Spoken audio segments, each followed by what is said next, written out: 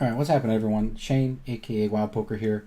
We're coming in hot, week 2 of the review series that I'm going to be doing. It's a weekly series where I'm going to take hands that you guys send to me on Discord and pick 1 to 5 of those a week and just do an in-depth review as I think is necessary in order to give you guys some good answers of what the best line, what the best play, things like that would have been with maybe either the hand that we had or our range in general. So hopefully this will be a good study tool for all of you guys, and it's definitely going to be a good study tool for me. So with that being said, let's go ahead and hop into the first hand we have here for today, which is an MTT hand, and as you can see, we're sitting on pocket jacks. As far as information about this tournament, all I know is it was 10k starting stacks, relatively early in the tournament, no reads on any of the players. Okay, so obviously with jacks here, going to be an easy open. Looking at the stack sizes, given that we're not getting down to, nearest 20 big blinds or even 30 big blinds on average here, I'm going to go for a little bit bigger open usually, and especially when it's a PKO tournament, progressive knockout tournament, and we do have stacks shorter than us here and here. I tend to want to make a little bit bigger open just to give myself, if they are going to play a range and we have a hand as strong as jacks, we definitely want to give ourselves a little bit better chance to isolate those players. So probably anywhere between 2.5 and 3x would be my standard. But even this sizing here at the 2.2x is reasonable. It really isn't that big of a deal when you're sizing pre-flop.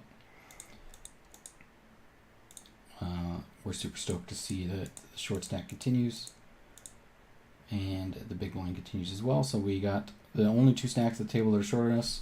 They're in the pot against us, and we've got a nice premium hand. So far looking pretty good. On the flop here, I think this is a texture where typically, if I was trying to play my balanced strategy or trying to play my just general strategy, I would just c-bet 1/3 with my whole range and expect to pick it up and take things down a lot. But given that it's a it's an MTT and we want to try to play as exploitatively as possible, I think our best line here with the pocket jacks is going to be to check. Reason being is this is a situation where we need very little protection with our range. There are going to be some ace-x and some queen-x and a couple combos of flush draws in the range here. And obviously they can hit a 2-outer if they have a pocket pair already. But for the most part, things like ace-queen, ace-jack, ace-tens, a lot of the stronger ace-x are probably getting 3-bet a decent portion of the time versus these guys. Maybe even this guy is 3-betting some of the weaker ace-x as well, just because of the stack depths. And as far as queen-x goes, there's a bunch of queen-x in the range, but still that's only 1 overcard, only 3 outs. So we're not really too worried about needing to protect our hand. And this is a board that's really dry, and it's really hard for them to continue with the vast majority of the range. So some benefits of checking are, 1, occasionally this guy might decide to make a stab. I think that's very, very rare, but you never know.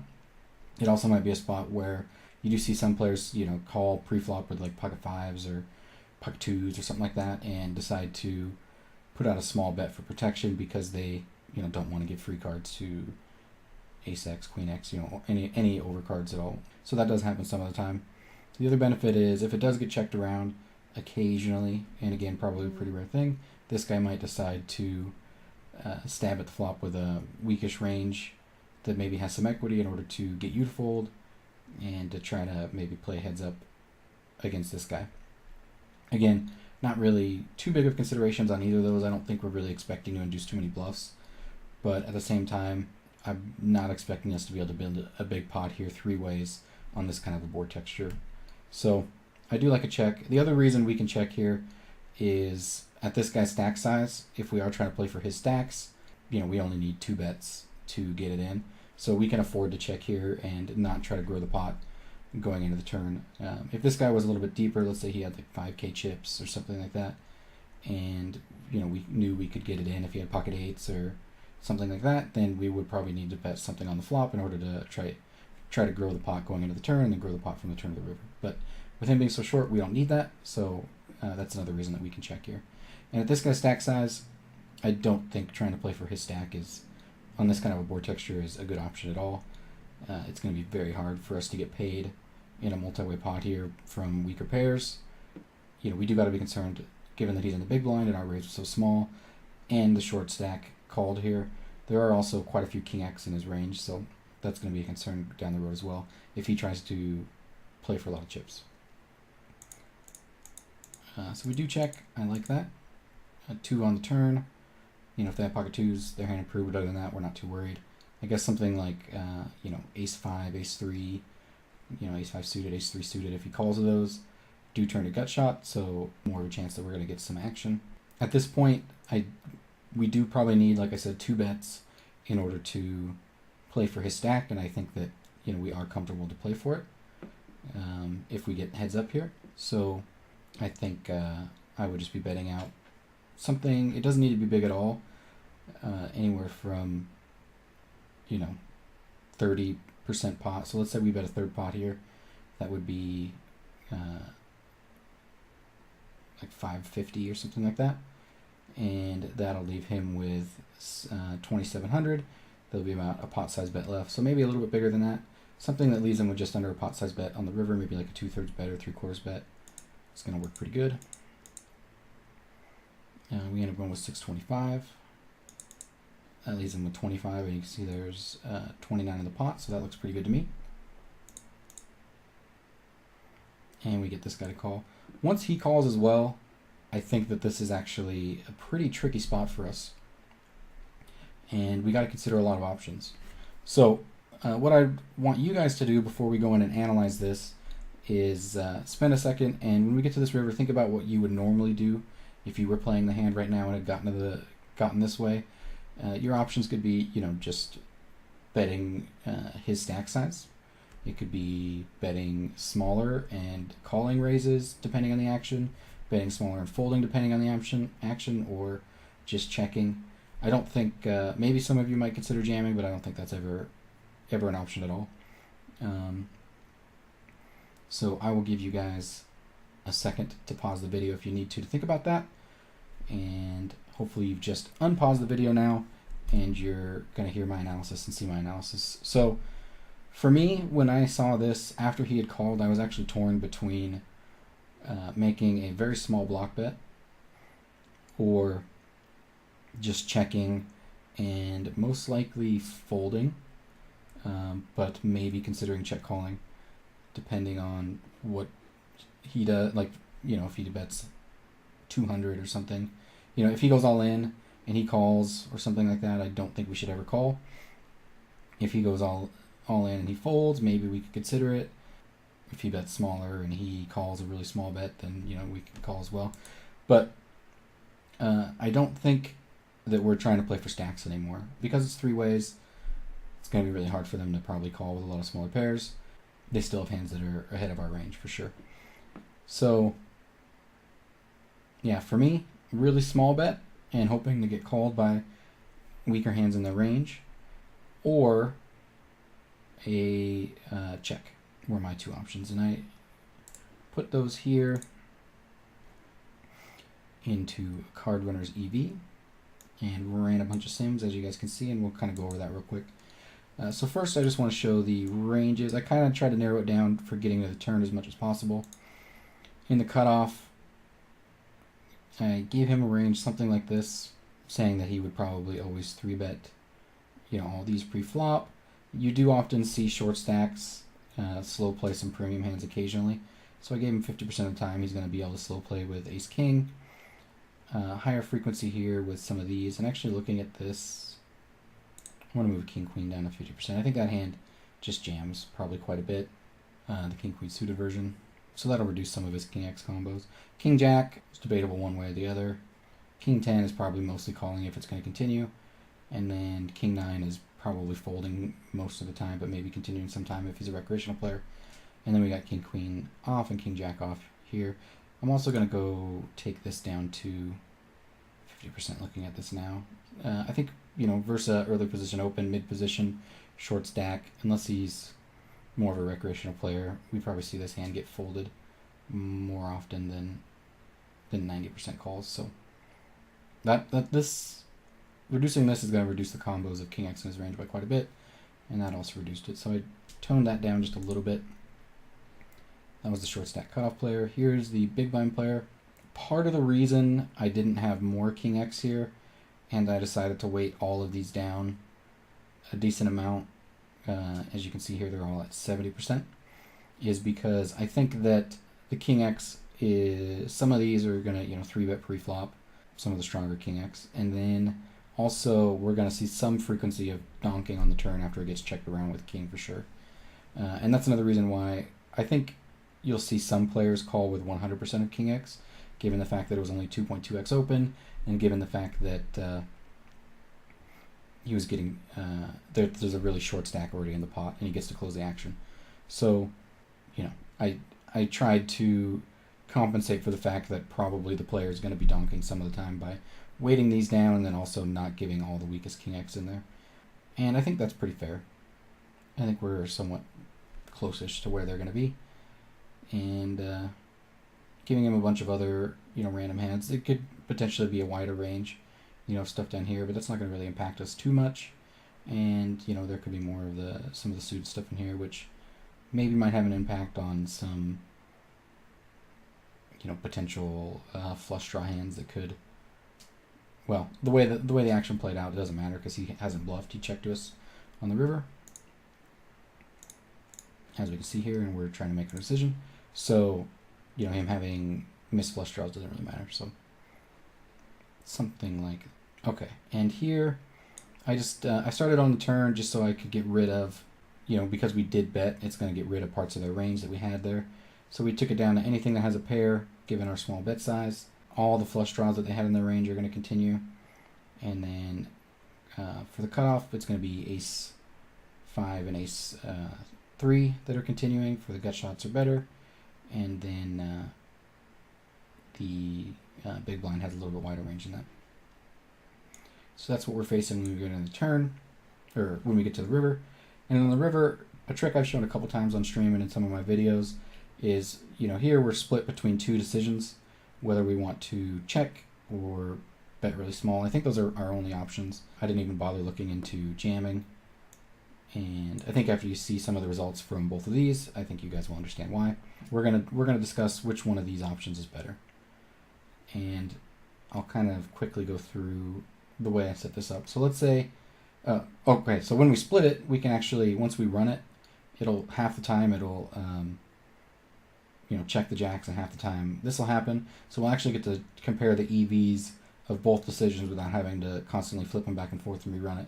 We can just quickly hover over it and it'll show us the EV when it's all done. So splitting it like this makes it much easier, much quicker to do than just leaving it at 100%. Okay, so if we do check, I did a pretty optimistic assumption of saying that he is going to bluff 100% of his flush draws, of his missed flush draws, and then his value range is going to be his pocket kings, his little big pocket aces, King X or better, and then all of his full houses. And that seems pretty fair. I don't think we're going to see a player jamming pocket sevens here, or pocket eights, or even probably pocket nines are going to be jamming very often here. So I think this is a pretty reasonable assumption for us, and I actually think it's pretty optimistic for us to assume that the player is going to bluff 100% of their missed flush draws. So that means that for right now, we have it set up. Let's see this here. We have it set up that we always call, so we can see if checking and calling is reasonable when we have him bluffing this much, and if checking and calling is bad when he's getting it in with 100% of his flush draws, he's always bluffing those. Then obviously, if we go into a more realistic scenario, then it's going to get even worse. So when we're talking about bluff catching or bluffing, I like to go with really optimistic assumptions, because if even the optimistic assumptions are bad, we know that in the real world, it's just never something to do. So I left it here. And again, a little optimistic on this one, that if this guy jammed, the big blind's going to call with any mid pair or better. So any pair of fives or better, which means that we're actually having a decent amount of hands in his range that are calling this, that we beat, on top of all the hands in his range that are dominating us. So again, another optimistic assumption. And then also, if he jams, he's going to fold everything else. So now we have the option of, if he's folded, do we call or fold? We can look at all this as well. So that's how I did that. Here I have us betting a block bet, and again I went with kind of an optimistic assumption of, even if when we bet the block bet, if he jams, he's going to choose to jam all of his flush draws, and then basically the same exact range here.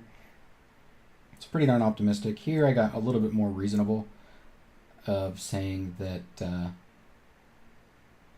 once he jams, after we block bet and he jams, he's only going to be getting it in with better hands than our pocket jacks. And so because of that, if this guy puts in any money after the jam, we're going to end up actually just folding our jam. So it doesn't matter whether we have him raise or call, because once he puts in action, we pretty much know we're beat and we can fold. And that's reasonable. I don't think that's too far-fetched. The times that he does fold, we're going to check him out whether we should be calling or folding. Given the fact that we've put more money in the pot, we might have priced ourselves, like, let's say even this was bad. Here, we might have priced ourselves into like a break-even call or something. So we'll check that option. And then the next thing is, when we do bet 80, the part of the ranges that we're getting value from. And basically I put, so for the cutoff, he has these mid pairs. I got rid of ace-5, saying he's probably not calling with those. We can mess around with that later if we think we need to. And then again, we have him calling with all of his mid pairs or better. I didn't put his pocket kings or anything raising, because I think this is about the most money. If we're betting this block bet size, versus this guy here, this is probably the most money that we're expecting to put in the pot, meaning if we bet and he jams, I think we can just fold. So we're not losing any more money to kings anyways, but we still might get value from some of that part of his range. And then also, similar thing, if the cutoff decides to fold, maybe the big blind will call with all these mid pairs here. So again, I think maybe this might be slightly optimistic, because this actually has him calling with some things like 2x, 5x, 4x, things like that. So, it has him calling with basically any pair.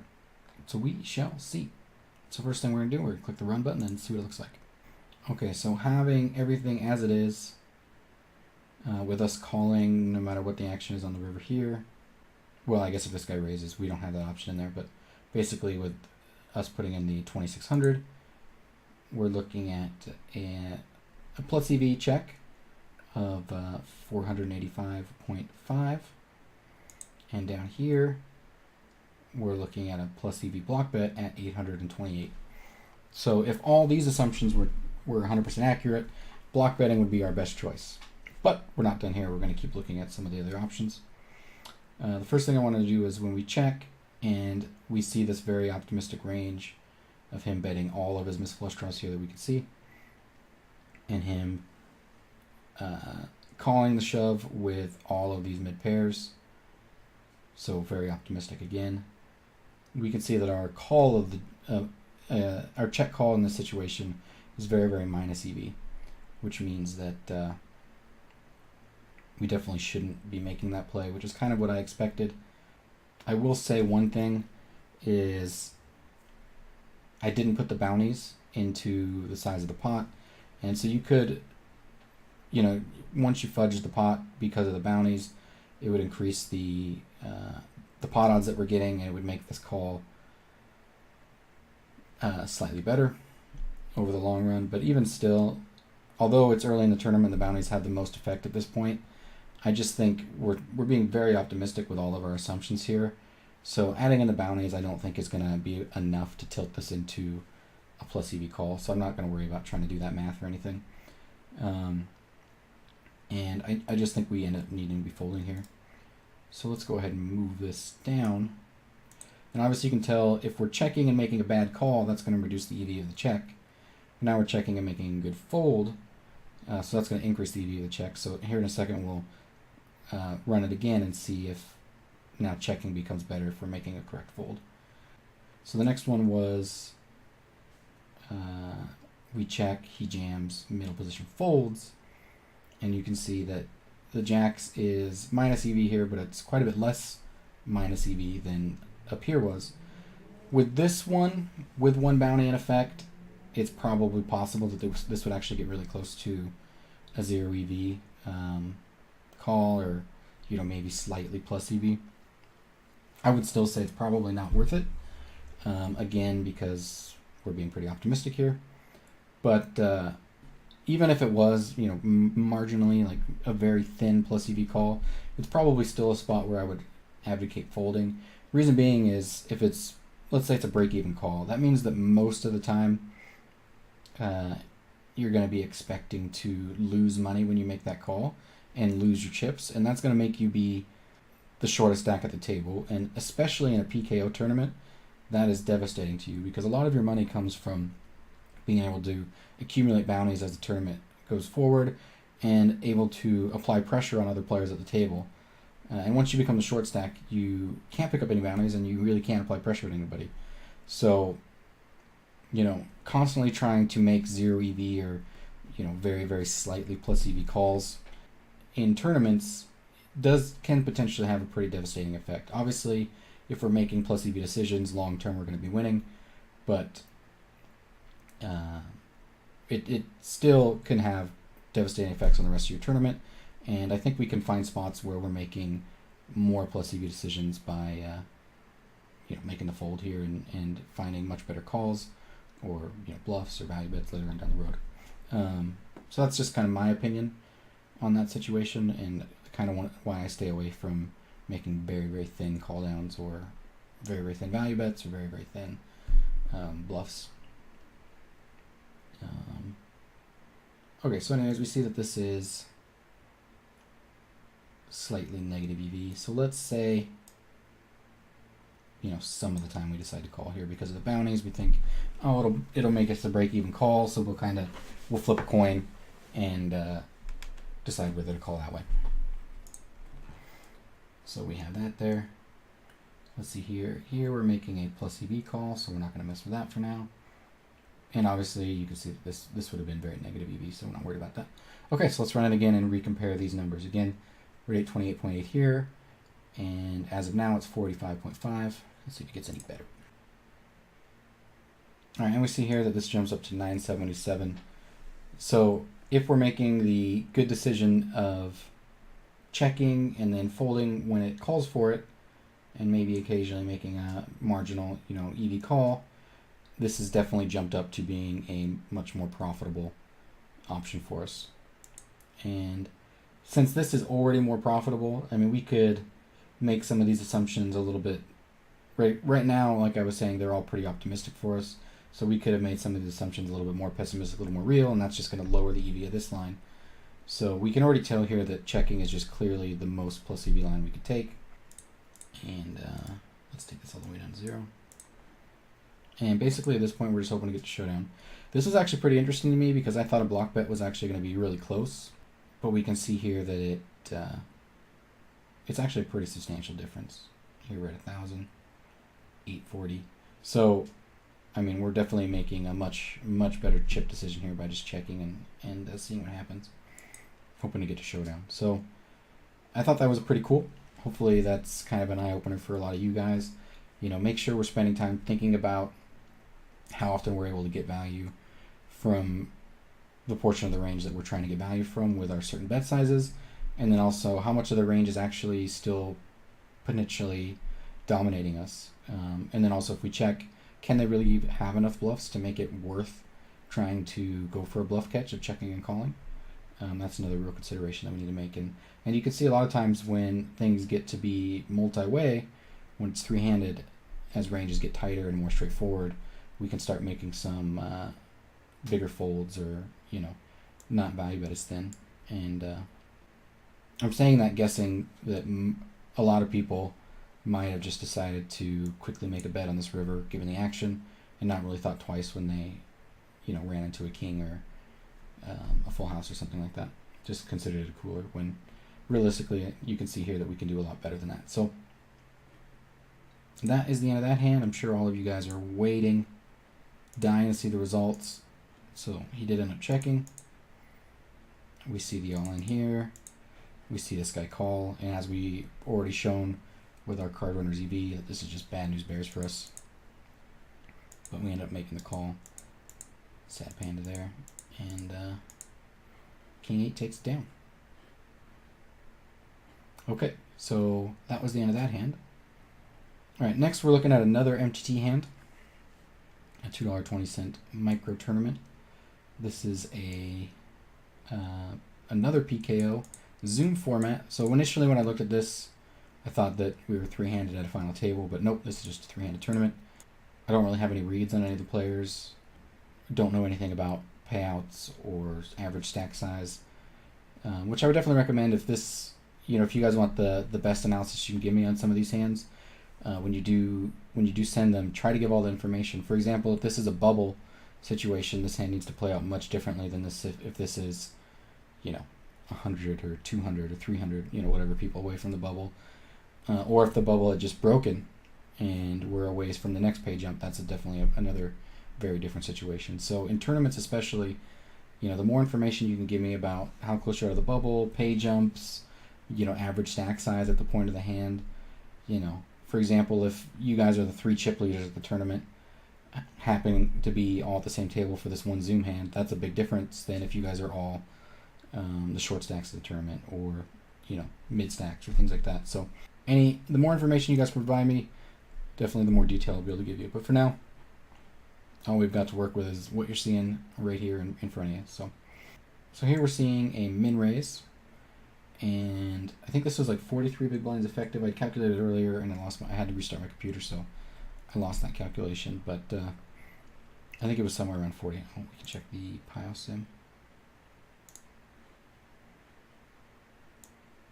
Yes, he was 42 big blinds, and then when we get to the flop, we're 40. So basically what I did is I converted it to big blinds, and then because the pot was 4.3 big blinds on the flop, we can't have decimals, so I had to multiply everything by 10. So if you guys want to know how many big blinds we're working with, it's 40, 4.3 big blind pot. And then also I had to keep our options pretty simple because as you can see here, we're dealing with some wider ranges, and as the ranges get wider, we can't use as many bet sizing options because that just destroys Pio or destroys my computer. The first thing I wanted to talk about real quick is kind of what my strategy is in this spot, given the fact that he's 40 big blinds. The one thing I'm going to be doing when we're seeing a min open is be doing a ton of calling. As you can see here with, not folding anything that's suited, calling a lot of these connect one gappers and two gappers, things like that, and actually electing not to 3-bet things like ace jack off. I think ace jack off is a fine 3-bet. I think you can get more aggressive, with more of these premium hands if you wanted to, but the reason I don't do that with some of these kind of middling hands here, the hands here that you might see 3-bet a lot at deeper stack sizes, is when we get to 40 big blinds, if he's reasonable at all, he's at the stack size where once you 3-bet, he can jam. If you start 3-betting a lot of this stuff and 3-bet folding, and a lot of this stuff and 3-bet folding, and then some of the bluffs out here and 3-bet folding, he can really jam like crazy against you. And I think you do see it, at 30 and 40 big blinds, you do see a lot of players get somewhat aggressive with their reshoves. I would elect to most often just take my price, call with a very, very wide range, and then 3-bet a very polarized range, which you can see here, always 3-betting these hands. Choosing the slow play, which I think you should actually be slow playing. The shorter your stacks get, I guess it sounds a little bit counterintuitive when we're expecting him to 4-bet shove a lot, but I mean, he's still folding to the 3-bet probably more often than he's shoving. So we do want to be slow playing with our aces and kings here quite a bit, but not slow playing all the time. 3-betting these all the time, and occasionally even dipping down into the smaller pairs here. This could be debatable as well. I mean, you could call with these, that's fine. And then using, like I said, a polarized range where our 3-bets are coming from this kind of garbage right here. And, your frequency of how much garbage you're putting in there is going to depend on how often the player's folding out of position. The more he's folding, the more garbage we'd use, the more he's jamming. Obviously we're going to tone that down and just stick to the very top of our range. So that's kind of how I would break it down. And, how wide your 3-betting for value range gets is going to depend on how wide his opening range is, and then also how wide he's jamming. For example, if he's opening, let's go here. For example, if he's opening this kind of a range and then jamming all of it after we 3-bet, I mean, we're totally happy to get in probably any of our ace-x against this range. Most of our broadways and things like that. Definitely our suited broadways are really happy to get it in. So you know, we could take that strat if we wanted to, or we can call, see the flop, play a pot in position, you know, use our post-flop skills and try to make more money that way. So my strategy would kind of default to something like this. I already talked about how I couldn't give that many bet sizings. One thing we'll see here, let's go back to the hand real quick, is he's making a pretty decent sized c-bet. And we make a really big raise here. I do like the idea of bigger bets and bigger raises on really connected boards. Reason being is, you know, one, our value hands that are raising here are going to tend to be very strong value hands, and our bluffs are going to tend to be high equity bluffs. And when that happens, I mean, we're pretty happy to just funnel in as much money in the pot as we can as quickly as possible and try to play for stacks if that's the kind of range that we're playing with. So a lot of times it does tend to where you see these type of board textures, if you are making bets and raises and things like that, sizings tend to go up. But we do have to keep in mind that we're starting the pot here at 40 big blinds effective. And when that's the case, if one, making a smaller bet and giving them a better price isn't really that much of a mistake, because you have less risk of losing a big, you know, rather than losing a 200 big blind stack or a 300 big blind stack or something like that. You know, you're risking less because your stack is smaller. But mainly, if you're trying to get it all in and you're happy to get it all in, you don't need big bets to make that happen. You know, if we made it, let's say we made it 22,000 here, so we made it 22, that would put in an extra, so that would put in 44,000, so we have 57,000 in the pot, and he's got 121,000, and then we bet a half pot, so that, let's just say it's 20, let's say we bet 25,000, so that'll put over 100,000 in, and that'll put him just under 100,000 here, and boom, we've already got stacks with a very small raise, pretty small bet on the turn, and we're already building a pot that's setting up for stacks. So you can see when the stack sizes are really small, you don't need big bets to play for stacks. And because of that, small bets also actually work really effectively as bluffs, because anytime you're raising and, you know, you're raising a c-bet or you're check raising a bet, or, you know, you're barreling flop and turn, you're already signaling to the guy that you're trying to play for stacks. So you're trying to play, you know, for the rest of his chips. And because of that, you know, really small bets can actually be very effective at applying more pressure than you would probably imagine against parts of their range. So I would definitely recommend utilizing a smaller bet size here for our raising. And what I did here was I kind of wanted to check that theory in Pio. If we gave Pio the option of the raise size that was used versus a really small raise size, what's Pio going to prefer?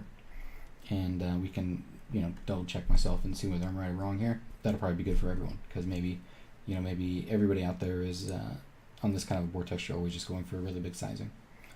For the rest of the hand, I'll just go through the action and then we'll get to the rest of Pio.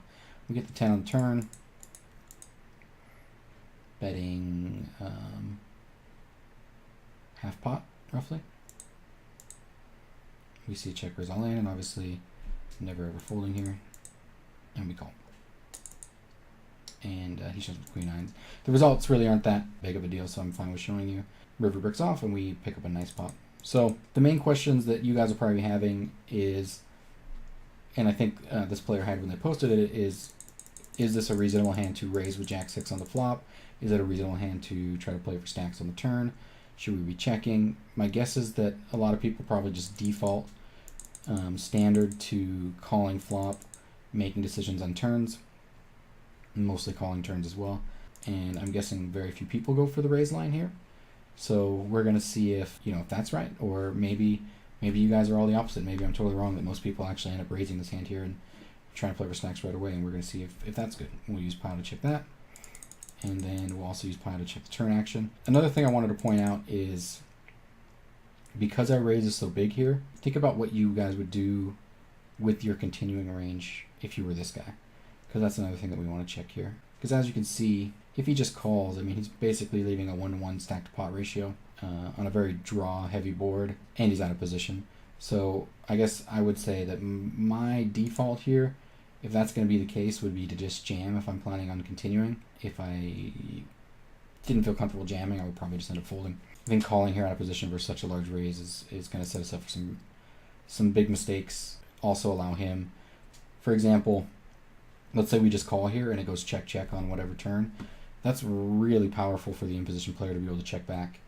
And if he just had a flush draw, try to realize that for free, or if he had something like a7 or jack-6 of spades or something to check back, and if the river bricks off a safe card, make a good call down or make a good check back on the river and not lose any more money versus his slow plays, or get more value versus some of his bluffs. It depends on a lot of things, but allowing this player to be able to just kind of freely check back the turn and maybe recoup some of their mistakes if they were raising too wide of a range on the flop, I think is also going to be pretty devastating for us being out of position in such a big pot relative to our stack size. So my default here would be just to stick in the chips if I was going to continue.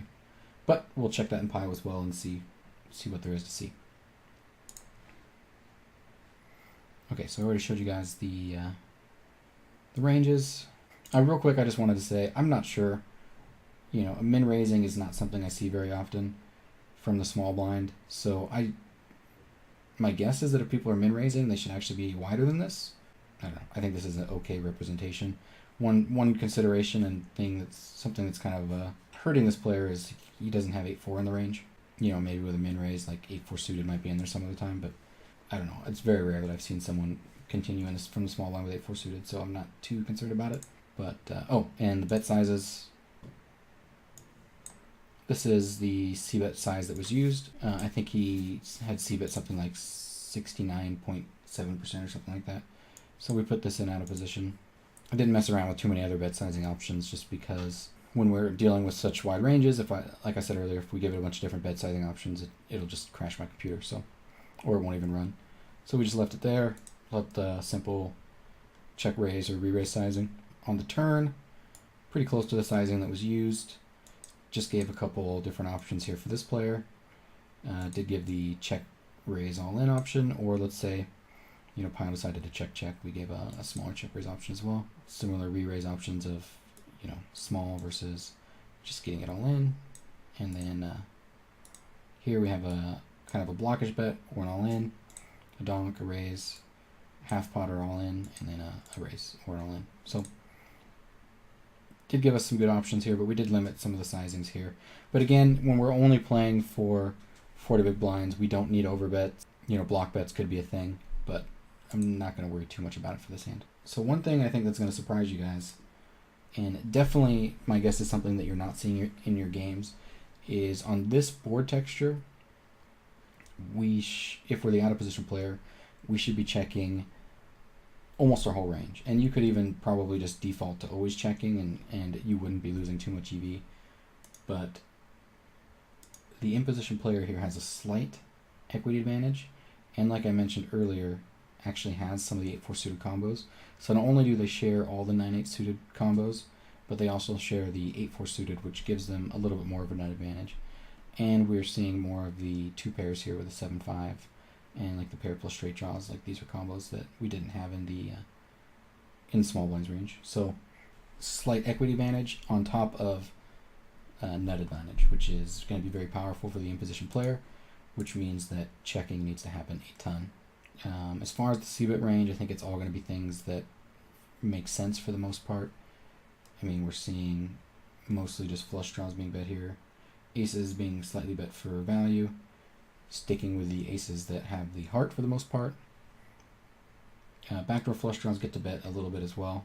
Straight draws, gut shots, things that have equity connect to this board well in some way, and then I guess a little bit of betting with the overpairs. So right away, I mean, because this is likely not a strategy that our opponents are implementing, meaning our opponents are probably, probably betting more of the 7x. I see that quite a bit, betting the overpairs a little more often than they should, probably betting their flush draws and straight draws at a higher frequency. That might change our strategy a little bit, depending on what kind of a strategy they're using and how weak their c-betting range is, whether they're just c-betting all their draws and weak one pairs and stuff, and then checking like all the overpairs, or whether they're betting all the overpairs and checking all the one pairs, and then a bunch of draws, You know, I'm not going to go through and try to node lock all those different potential things that we could see from guys, but keep in mind that you do want to keep in mind your opponents and what range you think they're actually c-betting. Keep this range in mind and just kind of try to visualize how you would adjust from the strategies that we're going to see versus your opponents if you wanted to try to play a little more exploitatively against them. Hopefully that makes sense. If you guys have questions, then definitely, as always, hit me up in the YouTube channel, hit me up in the Discord, and we can try to talk about it more. So if he's betting that really tight range, you know, we still do get to raise quite a bit. And the one thing that you can see right away is that the big sizing is essentially never used. Pio decided to try to use it just a tiny bit because we gave it as an option. But realistically, I mean, 1.7 combos, 0.21% of the time, we're not making the big bet sizing. But you can see when we give it the smaller sizing, it does like to use that quite a bit. Definitely something to keep in mind, guys. Look at your stack size. You know, what do you need to get in stacks? How big do you need to make it to apply pressure? Those are some of the things you need to be thinking about. And when stacks are short, small sizes work really effectively. Here for this hand, I'm not going to do too much of a range breakdown. I guess the one thing that I'll say that's jumping out at me is that we're deciding to raise our aces and kings here. That's probably not something I would do on this board very often. So that's kind of a function of the fact that they're still c-betting a decent amount of 7x here that we're ahead of. You know, these smaller pocket pairs are still c-betting a lot of, you know, flush draws and draws and things like that. So we are definitely ahead of, even though it's not c-betting very often, we're still ahead of it, which is why it's happening. But yeah, this would be a pretty tough board for me to raise. So that's interesting to see. The rest of it somewhat makes sense. I mean, just taking things that, you know, a straight really weak pair, but a straight trying to go with it, you know, taking some of these gut shot 3x, some of the 4x open enders, and just trying to balance, you know, some of these straight draws with the actual straights here, straight here, and straight here that we're raising, and then doing a ton of calling, anything that has any reasonable equity here. Okay, so the one that we wanted to check here, the hand that we had was actually Jack 6. And you can see if we're making the big sizing, that actually reduces our EV very substantially. And that's because of how our opponent's going to respond versus a very big sizing. When we have a hand like Jack 6, it's going to end up hurting us. But a small raise and a call are almost identical, which, because of that, we're actually seeing that Jack 6 does want to be raised some of the time, which is kind of surprising to me because I was in the camp that this would have just been always a default call, and I would have never really considered raising. So considering raising is definitely worth it here. And you can see it's raising about 14.1% of the time. So that's, you know, I think that's a reasonable gap that you might have in your range when you're not raising some of these 6x hands like the Jack 6, the 9-6, the 8-6 type combos. You might be missing some of your raises. Alright, so if we are going to raise, we can raise it some of the time, but we want to use the smaller sizing as the main takeaway from that. Alright, let's say we do decide to make the big raise here though. The first thing that we can see is that with this guy's continuing range, he's actually deciding to re-raise anything that's continuing for the most part. Unfortunately, when we go into the raise sizes, I actually didn't give it the all-in option. But I mean, he's putting in a large chunk of his stack, and because of that, he's not really ever raised folding, I don't think. He's never really raised folding, so he's essentially going all in.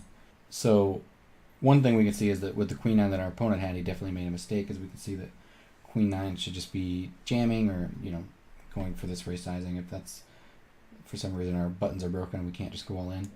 That makes a lot of sense for a lot of the reasons I talked about earlier. Let's see, we make the smaller raise sizing. You can see that calling happens at a much higher frequency, but still raising quite a bit. But the range is definitely getting quite a bit tighter as far as what we're raising with. When he calls, we get the 10 of clubs. And here I'm not going to get too much into the range breakdown. I just want to look at what we're doing with our Jack 6 here. And you can see that checking is just much higher EV. And that's kind of what I was talking about a little bit at the very start when I was showing the hand is, you know, when I was talking about re-shoving as the out of position player after seeing that raise, is allowing our opponent to just be able to check back the turn if they're raising a bunch of hands on the flop that they shouldn't be, or, you know, raising hands that should be raised some of the time but raising all of them way too much, and then they can make some of that back up by checking back the turn. That's pretty devastating as the out of position player But as the in-position player, that's one of the biggest tools that we have is the ability to check. And always keep in mind, guys, that there's value in checking. You might not feel like it some of the time, but there's always some value in checking. So our decisions are not whether or not checking has value, but whether checking has the most value as compared to betting or raising, or whatever our decisions are. But here you can see when you can look in the square right here when I hover over it, that checking has a value of 103 while betting has a value of 90. So it's more valuable here for us to check than it is to bet, which I think is kind of a tough concept for people to visualize, because typically when people are thinking about value, they're thinking about betting for value or bluffing to get people to fold and maybe some value in the bluff or something like that. But checking has value, and sometimes it has the most value, which we also saw in the first hand we did. Okay, so keep that in mind with the Jack 6 here. I don't think there's too much more to talk about because, once we do bet, this guy should be getting it in with a decent amount of stuff. We actually see, where's Queen 9? The Queen 9 should actually be called in this spot. So the opponent made two mistakes. One, not re-raising. Oh, well, this is with a smaller bet size. So let's say we make the big bet size. He calls. We get the 10 of clubs. Look at all that donking. This guy should never get here with this range. A total of 2 combos. And he's going to donk 0.5 of those. And again, Jack 6 having quite a bit more value and just checking back. We're using the non-flush versions as bluffs though, which is kind of interesting. But the flush version, checking back as has a ton of value. And again, if he is taking this line, Queen 9 should have been a call for that guy. But he does jam. And it's looking like it's a fold here, but that's because we shouldn't ever really be getting here with Jack 6 of hearts with this line. But you can see if we actually do have, if you look over here, when we do have the Jack 6 of hearts, we can never fold.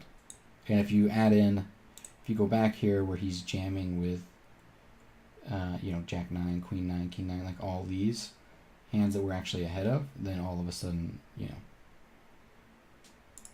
we're way more happy to call with a Jack 6. Because this is when the pot's 681, and we're expected to get 85 of that back. That's definitely not a super happy call to make. But it gets better for us against the player we played against. Moral of the story here, guys, is I think we could have played the Jack 6 a little bit better in this hand. And hopefully all that makes sense. I think we covered a little bit as well as some of the pre-flop strategy we could have with these stack sizes. We covered a little bit of strategy regarding bet sizing when we're raising or when we're betting. Smaller bets have more impact the smaller the stack sizes are. And the value of checking back. That was kind of the key concepts from this hand. If you guys have more questions about it, then definitely, as always, YouTube channel. Hit me up in the comments there, or hit me up in the Discord. So here's the last hand that we're going to be going over today. And the first thing I'll say is I'm still not quite getting it exactly how I was hoping. It's definitely gotten cleaned up quite a bit, that we have this nice image to look at, much easier to read and to follow than the previous hand.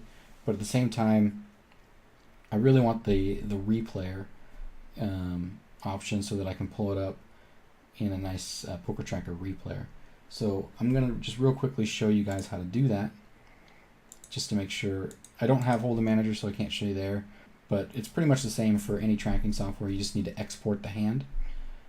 Just maybe how you export it might be a little different depending on what software you're using.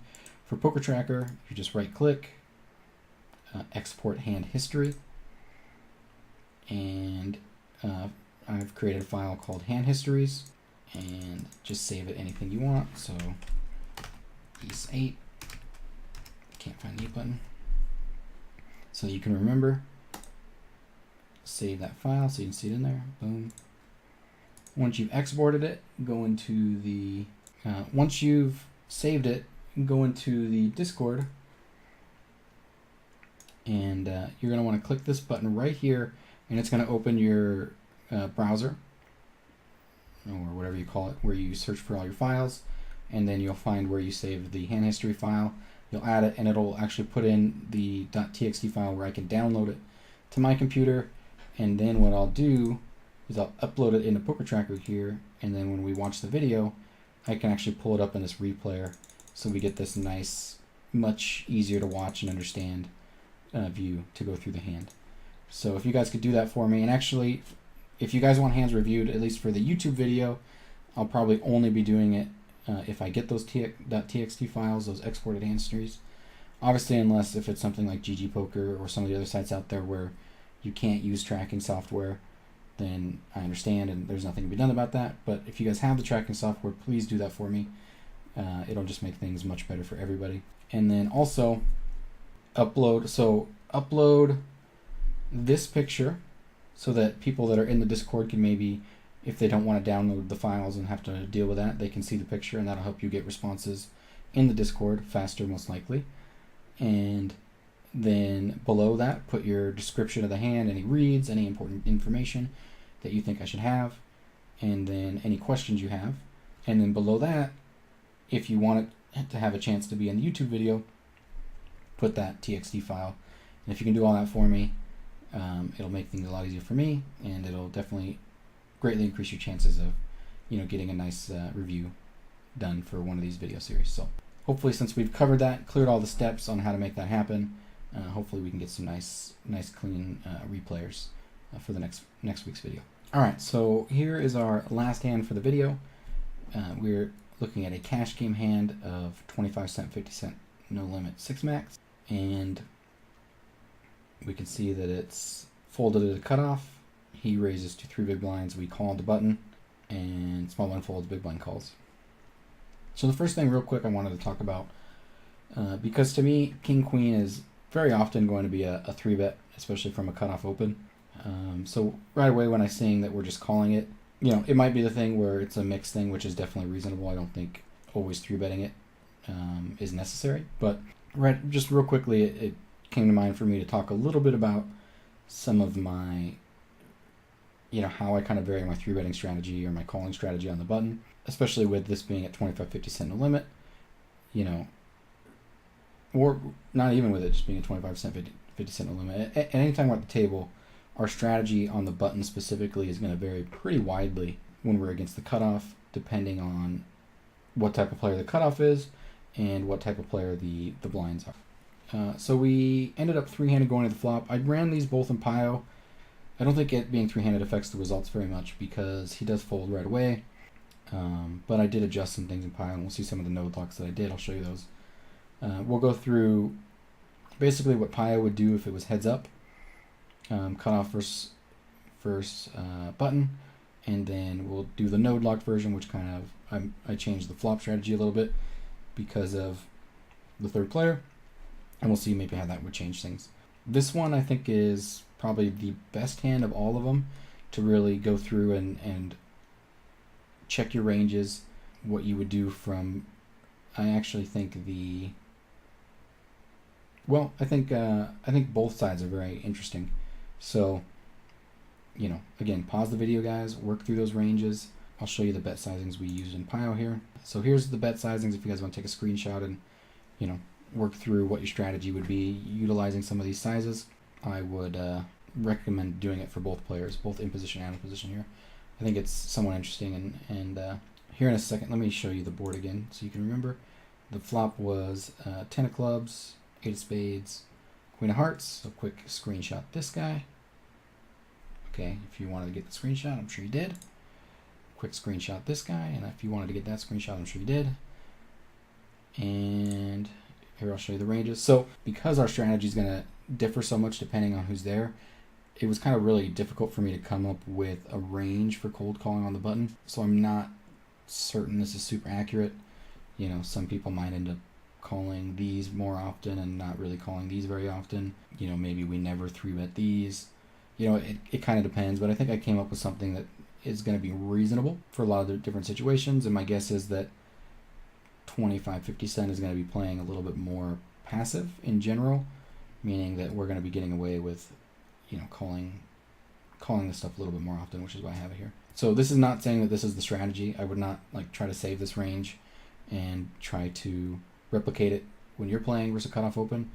I would definitely do the work and be ready to adjust your ranges drastically depending on the players around you. So anyways, but this is the range I put in for the button. If you guys wanted that screenshot, you got it. And here's the range I put in for the cutoff.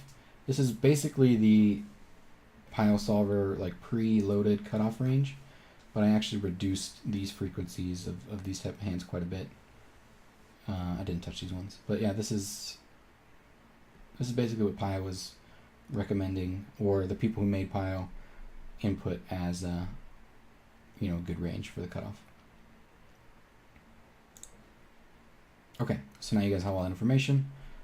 Pause the video, work on your ranges like I showed in the last video. Go through Card Runners EV if you want to and build out all the different scenarios, or go through pen and paper, whatever you need to. Do that, and we'll see you guys here in a minute, or probably many minutes, when you're ready for the review. All right, and now that I'm sure that all of you guys took the time, went through that, here we go. So the first one here that we're going to look at is not node lock. So now Pi was pretending that this flop, we saw the flop heads up. It's not worrying about a third player. And here's how the strategy kind of looks. You can see we're betting about half the time here. The out of position player with a pretty decent equity advantage. And that's coming from, a lot of these broadways here that the in position player doesn't have because they 3-bet them. And because of that equity advantage, we're able to bet a decent frequency even on a pretty connected board.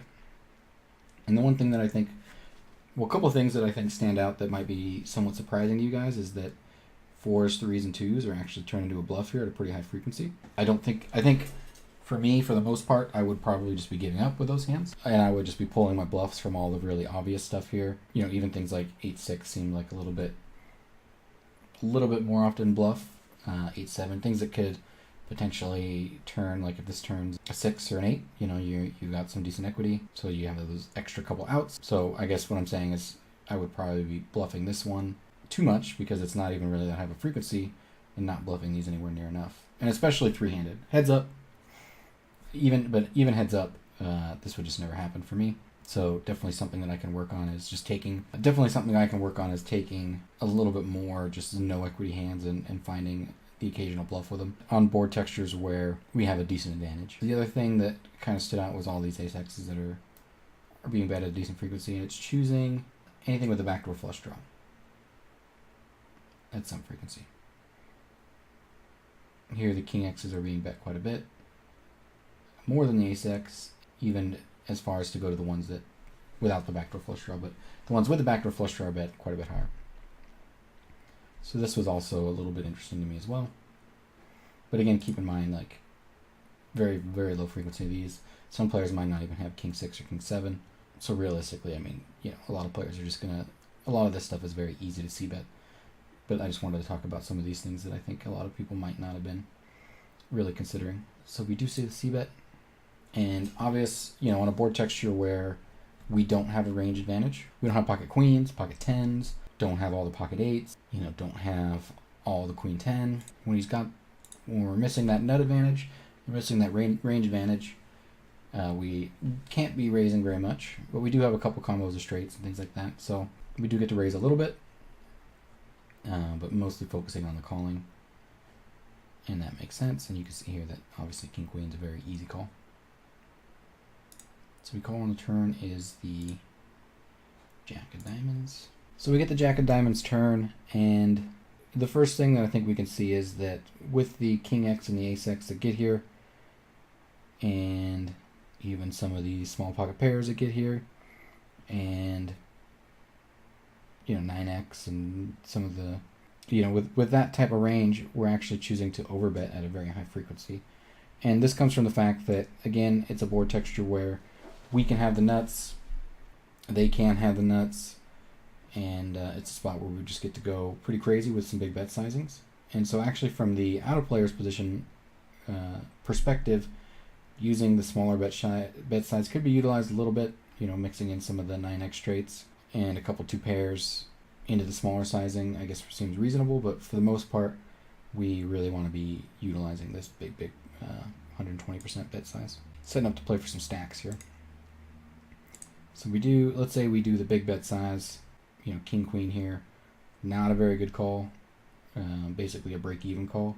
And if you make a player that, let's say they don't have these king x here to support the bluff, and don't have all these ace x here to support the bluff, aren't able to find the 2s, 3s, 4s, where the bluff's coming from, right? It's going to be a difficult situation. They're going to have to be turn things like king 10 and king jack,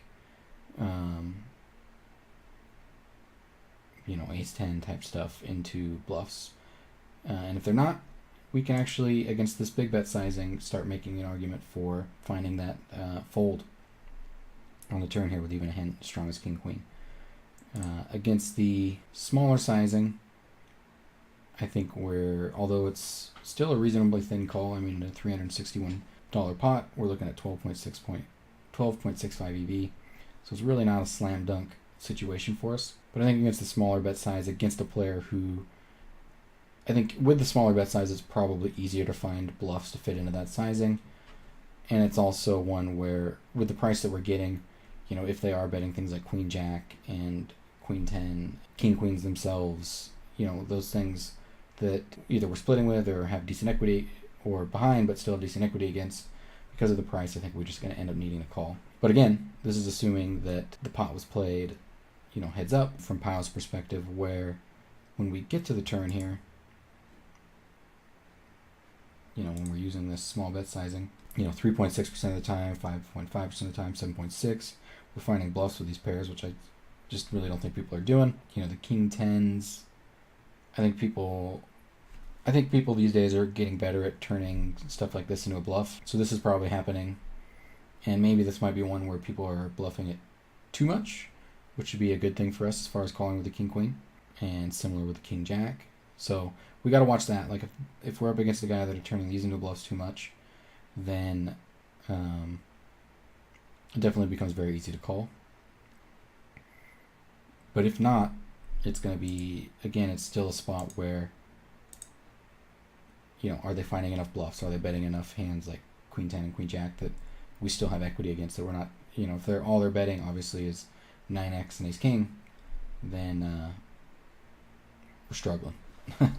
So I would definitely say that this is a spot where, considering an exploited fold similar to what this player did here, it's not unreasonable. And this is still in the heads up. We haven't even gone over to some of the node lock stuff and kind of seen what's going on there. So keep that in mind. So let's say, just real quick, I'll run to the river here for those of you guys that did all your range work.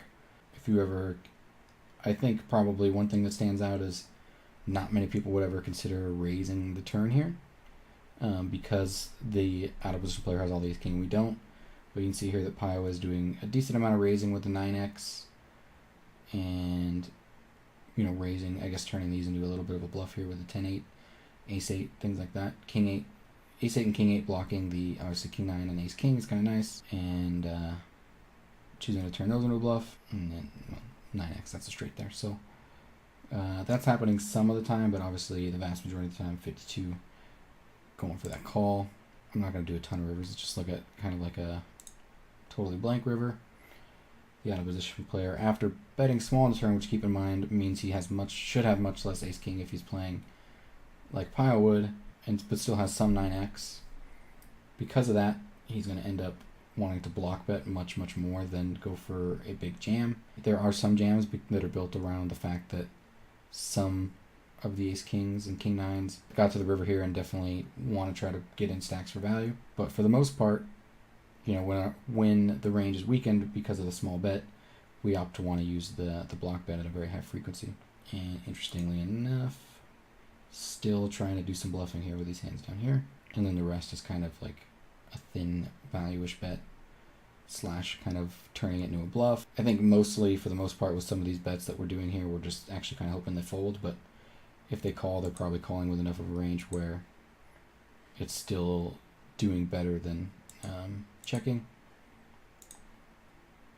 Obviously, because you're seeing here with the ace 10, you're seeing checking actually being slightly negative EV, but going for a block bet is 30.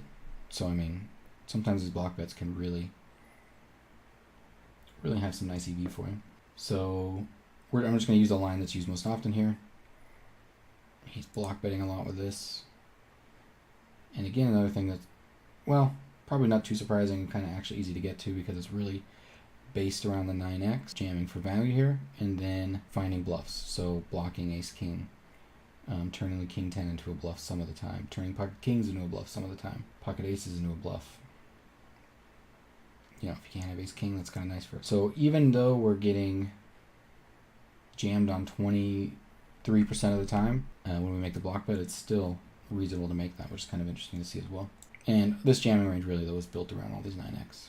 So we jam, and he's just calling with his 9x, and that's it. He doesn't really have to worry too much about anything else. And that's pretty easy. Okay, so there's that one. So now let's pull up the node-locked version. And I didn't change too much. The only thing I did was just take out on the flop, all of these are getting checked back, which I think three-handed is much more likely the case. I actually didn't mess with any of the other hands here, because I think people can probably get pretty close to this. I guess we could say that three-handed, maybe these aren't getting bet, but it's not like a huge frequency. So anyways, the c-betting is down to under 40%, where before it was 44%. So, I mean, was that a 6% decrease? I think that's pretty reasonable. So here we're just going to get to the same spot. Okay, you can already see here that with even the small bet, now that he's gotten that tighter range, he doesn't have these bluffs to pull from. You can already see here that the king queen, even at the small bet sizing, is, yeah, just wanted to make sure I got that right, very, very borderline. And so hopefully that's a little bit surprising to you guys. I think a lot of people will just be like I talked about earlier, you know, we've got the straight draw, we've got the top pair, we just have to call here, or we're getting exploited. And I think for the most part, realistically, when you look at the players that we're playing against, we're likely just kind of exploiting ourselves trying to make those calls. And I actually, looking at this, I'm in agreement with the fold here on the turn. I don't know if it's a fold that I would ever have made in game, except for against someone who I know is insanely tight. But I think against a lot of kind of like the medium aggressive regulars, you know, you're like the 22-16 types, or the 23-16 or 17 or something like that. Like those type of guys who, you know, are playing, you know, nice solid style pre-flop, trying to be balanced post-flop, and, you know, trying to play well, but still probably struggling with finding enough aggression in a lot of different lines. I think against those guys we can actually pretty comfortably go for an exploitative fold here. And then obviously the tighter they get, the more comfortable we are. And really, I think it would take a pretty, either a maniac or a really, really good reg who is, we know is very focused about finding all the bluffs, enough bluffs in each spot for us to really need to make this call. So yeah, I think very good fold, man. Very good fold, and happy to see it. And obviously, if that's the case, if we go to the overbet, now we see king queen getting folded here quite a bit. And basically just flip a quarter, and you know, if you're trying to hit a minimum defense frequency, flip a quarter and call. And if you're not trying to hit a minimum defense frequency, just always fold it. So anyways, guys, that's all the hands for today. I really appreciate y'all taking the time to watch. For those of you that, again, if you want to get involved, have a chance to have your hands reviewed, I'm going to be doing one of these videos a week, so pretty please, you know, follow the instructions I gave in this video. Submit a hand on the Discord. The link is down below in the description for you. You know, get involved in the Discord, and, you know, hopefully you'll see your hand in a YouTube video here pretty soon with a nice analysis. And yeah, until next week, guys, good luck at the tables, and thank you again for watching. See you guys.